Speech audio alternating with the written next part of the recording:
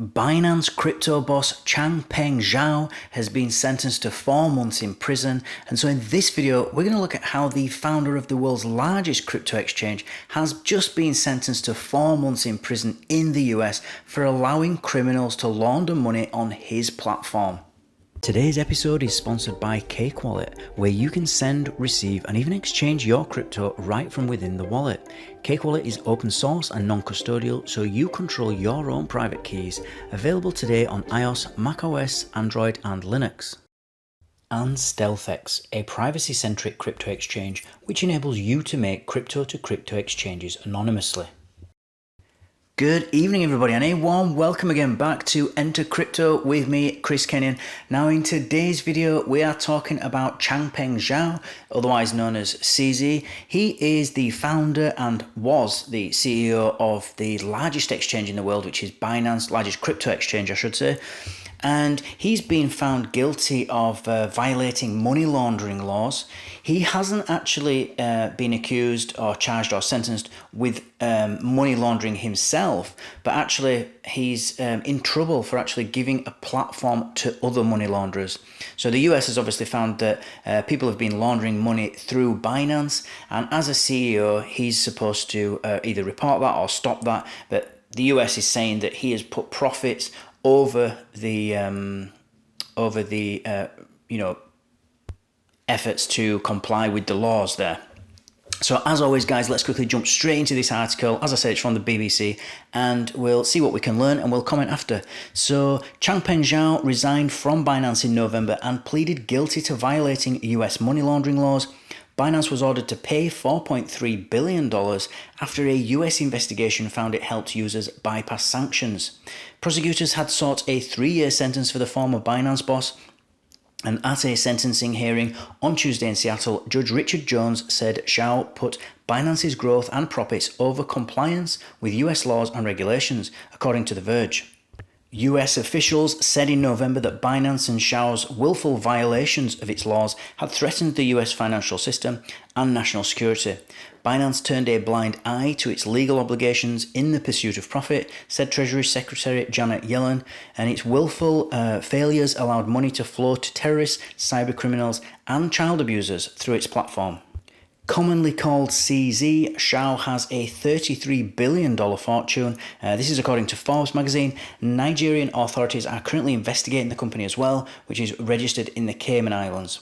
Tigran Gambarian, who is in charge of financial crime compliance at Binance, denied money laundering charges in a Nigerian court in early April. Fellow executive Nadeem Anjarwalla, detained in Nigeria alongside Mr. Gambarian in February, escaped custody in March. Zhao's sentencing comes shortly after Sam Bankman-Fried was sentenced to 25 years in prison for fraud committed at his rival crypto platform FTX.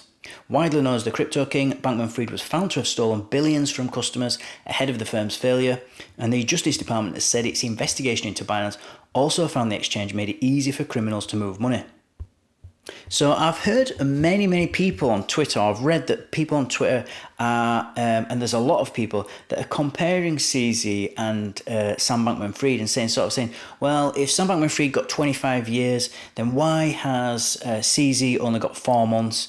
And this is just not balanced, it doesn't make sense. And the reality is that Sam Bankman-Fried defrauded literally billions from people and stole from put the money, moved it around, commingled funds, and basically people didn't get the money back or didn't think they were going to get the money back were it not for this whole bankruptcy process. And he knowingly did that. Now, the thing with CZ is what the US are saying here is that he's actually been a facilitator of some kind by just allowing criminals or terrorists or paedophiles. They always have to get paedophiles in there. They always have to say this was the US government to make it sound even worse than it already is. And cyber criminals. The US is basically saying that by not reporting them and by not stopping them on his platform, that he has been allowing them to operate, these criminals to operate financially by using the exchange, moving into crypto, moving out of crypto and stuff like that. So that's what they're accusing him of, and it's even further an accusation now. It's actually been charged and he's going to be, and he's been sentenced. So there is a big difference. Now, should he have reported any crimes or criminality going on his exchange? If he knew it, then yeah, he should have done. Well, he certainly should have done according to the law. As far as the United States is concerned, they think that it should have. And this actually applies only to the Binance US company. There is also Binance International, which operates obviously outside the US. They create this other company because there's so many regulations in the US, especially in states like New York, that they just create a new company, create a whole different company. And so it's actually that US Binance business that they're talking about here, that he was still the CEO of, but the Binance International is a completely different legal entity. And although this is a punishment to him, obviously, for not reporting it and not, he's been fined as well, for not reporting it and for not reporting these crimes if he knew that they were going on. It's actually, I think, really this is designed to send a message to all the other exchanges in the crypto world that if you do not report crime or you don't, back to the US, then as a CEO, you will be serving a prison sentence. I think that's the message that they're trying to get across, because they want to really try to get criminality out of crypto.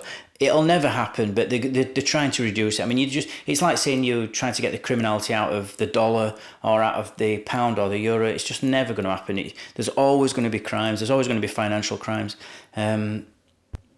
But because this plays into the narrative of crypto is bad, then it's they'll keep pushing it. Governments are just going to keep pushing and pushing, and the US is really really going after crypto for some reason. They've kind of ignored it for a very long time, hoping that it would go away, and it hasn't gone away. And now they're starting to try and attack it in such weird ways. They've arrested the Samurai developers. They've got other countries to arrest. Roger Ver's just been arrested for tax evasion from 2011. Some fraud gone back to then, and it's just we just don't see this in the other financial sectors, in all the other So because I'm focused on the news all the time, I seem to see this kind of pattern that's happening now, which is going after individuals and developers of particular wallets or particular technologies within crypto, and that's really, really bad. So it really is just the US actually that's kind of throwing its weight around. We don't see this from the UK in particular. We don't see it from Europe. I'm not saying we're not gonna see it, because who knows. But at the moment, the US are kind of, like I say, throwing the weight around, trying to go after individuals. Again, I think this is a deterrent to try to deter future developers from taking on projects that might fall foul of the US government, and try to get them to behave in a way that the US would like. So another great article there. As always, guys, thank you for watching. Thank you for listening. Don't forget to like, comment, and subscribe. And I shall see you all tomorrow evening. Take care.